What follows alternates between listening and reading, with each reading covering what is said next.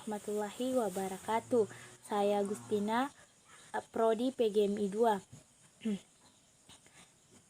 Di sini saya akan memaparkan materi-materi. Yang pertama, pembelajaran tematik terpadu adalah suatu konsep pembelajaran yang melibatkan beberapa mata pelajaran untuk memberikan pengalaman yang bermakna kepada siswa.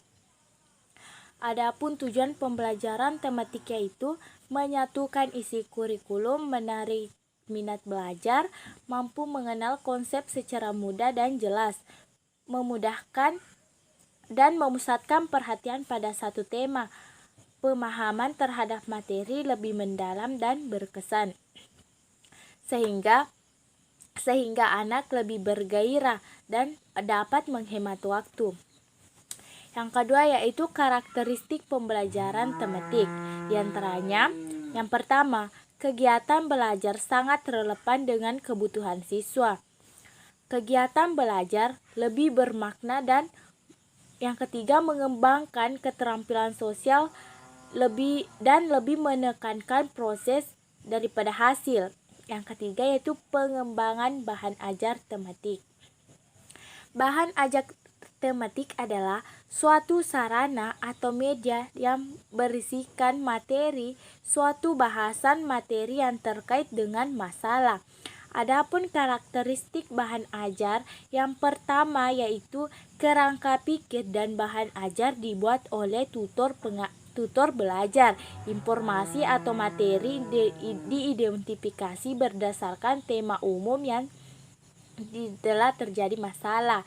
Langkah-langkah penyusunan bahan belajar tematik yang pertama, mengidentifikasi masalah, analisis data, pemilihan tema, pemilihan bentuk bahan ajar, dan pemilihan isi dan materi. Yang keempat, bahan ajar cetak dapat diartikan sebagai perangkat bahan yang memuat materi atau isi pelajaran untuk mencapai tujuan pembelajaran. Bahan ajar cetak terdiri atas susunan bagian-bagian yang kemudian dipadukan sehingga menjadi sebuah bangunan yang utuh dan yang layak disebut bahan ajar. Secara umum terdapat 7 komponen dalam setiap bahan ajar, yaitu judul, petunjuk belajar, kompetensi dasar atau materi pokok, informasi pendukung, latihan, tugas atau langkah kerja, dan penilaian. Sebagaimana telah disebutkan bahwa masing-masing bentuk bahan ajar memiliki struktur yang berbeda.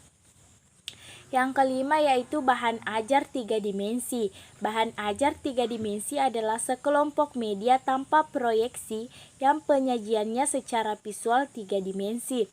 Menurut Mugiono, kelebihan dari media visual 3 dimensi yang pertama, memberikan pengalaman secara langsung. Yang kedua, penyajian secara konkret dan menghindari verbalisme. Yang ketiga, dapat menunjukkan objek secara utuh, baik konstruksi maupun cara kerjanya. Yang keempat, dapat memperlihatkan struktur organisasi secara jelas. Yang kelima, dapat menunjukkan alur suatu proses secara jelas. Dan adapun kelemahan media 3 dimensi di sini, yang pertama, tidak bisa menjangkau sasaran dalam jumlah yang banyak. Yang kedua, penyimpanannya memerlukan ruang yang besar dan perawatannya yang rumit.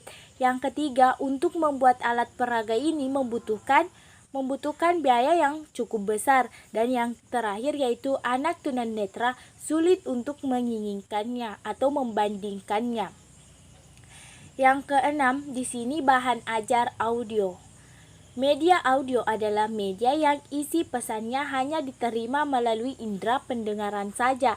Adapun ciri-ciri media audio di sini yang pertama yaitu hanya mengandalkan suara secara personal, cenderung satu arah, mampu mengunggah imajinasi.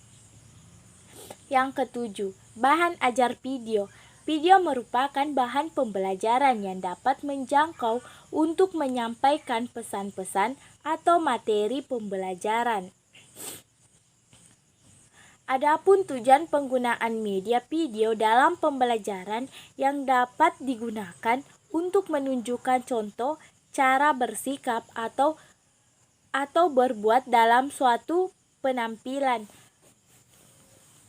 Kemudian bahan ajar interaktif tematik berbasis komputer adalah kombinasi dari dua atau lebih media oleh penggunaannya dimanipulasi untuk mengendalikan perintah atau perilaku alami dari suatu presentasi.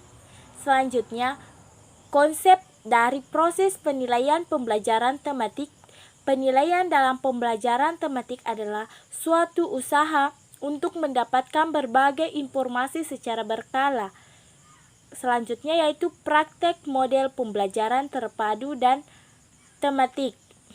Model pembelajaran jaran tematik adalah model pembelajaran yang menggunakan pendekatan tematik yang melibatkan beberapa pelajaran untuk memberikan pengalaman bermakna kepada siswa.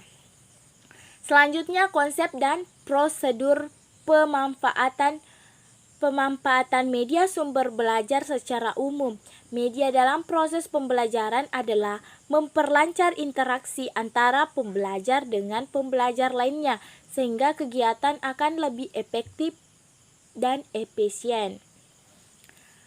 Kemudian perencanaan pembelajaran tematik terpadu atau RPP. RPP merupakan suatu rencana kegiatan kelas yang dirancang oleh guru dan berisikan skenario tahap demi tahap mengenai segala sesuatu yang akan dilakukan oleh guru bersama siswa terkait dengan materi pokok. Rencana pembelajaran RPP memiliki fungsi perencanaan dan fungsi pelaksanaan. Menurut Mulyasa dan Supardi, fungsi perencanaan RPP mendorong agar guru lebih siap dalam melaksanakan pembelajaran yang matang. Sedangkan fungsi pelaksanaan dari RPP adalah memberikan pedoman agar pembelajaran dilaksanakan secara sistematis dan pelaksanaannya pembelajaran berjalan secara efektif sesuai dengan yang direncanakan dan sesuai juga dengan kebutuhan peserta didik. Sangat jelas bahwa tujuan penyusunan RPP di sini adalah agar pelaksanaan pembelajaran dapat berjalan dengan efektif. Kemudian simulasi pembelajaran tematik di sekolah. Simulasi ini digunakan sebagai metode pengajar dengan asumsi tidak semua proses pembelajaran dapat dilakukan secara langsung pada yang sebenarnya. Mungkin itu saja. Sekian, Assalamualaikum warahmatullahi wabarakatuh.